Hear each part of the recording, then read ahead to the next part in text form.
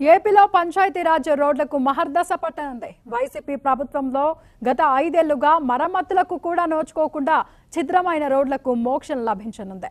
10,000 కోట్లతో రహదారుల పనులు చేపట్టేందుకు రంగం సిద్ధమైంది.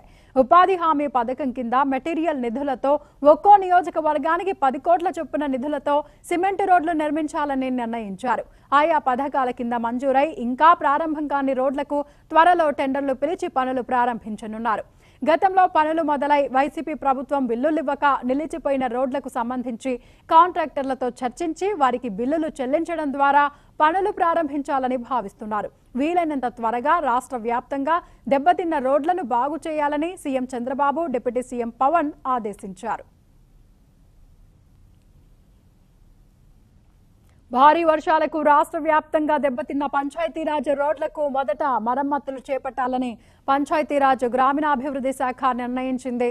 మొత్తంగా 614 కోట్లతో వరదల్లో దెబ్బతిన్న రోడ్లను బాగు చేసేందుకు పంచాయతీరాజ్ శాఖ ప్రణాళికలు సిద్ధం చేసింది. 2534 నివాస ప్రాంతాలకు సంబంధించి 3941 కిలోమీటర్ల మేర రోడ్లను 3311 కోట్లతో పూర్తి చేసేందుకు అధికారులు రంగం సిద్ధం చేశారు. సీఎం జన్మాన్ తదితర పథకాల కింద 162 నివాసిత ప్రాంతాల్లో 1854 కిలోమీటర్ల మేర రోడ్ల నిర్మాణానికి 1900 కోట్లు మంజూరయ్యాయి. ఈ రోడ్లన్నింటినీ ప్రారంభించేందుకు కసరత్తు మొదలైంది. 827 కిలోమీటర్ల మేర గ్రామీణ రోడ్ల నిర్మాణానికి నాబార్డ్ 693 కోట్ల రుణం అందించనుంది. విపత్తు నిర్వహణ నిధి కింద 165 కిలోమీటర్ల రోడ్లను 106 కోట్లతో చేపట్టేందుకు అధికారులు టెండర్ల ప్రక్రియను పూర్తి చేశారు. వాటితో పాటు పంచాయతీరాజ్ రోడ్లు సుమారు 172 కిలోమీటర్లతో 172 కోట్లతో 205 కిలోమీటర్ల మేర పనులు చేపట్టనున్నారు.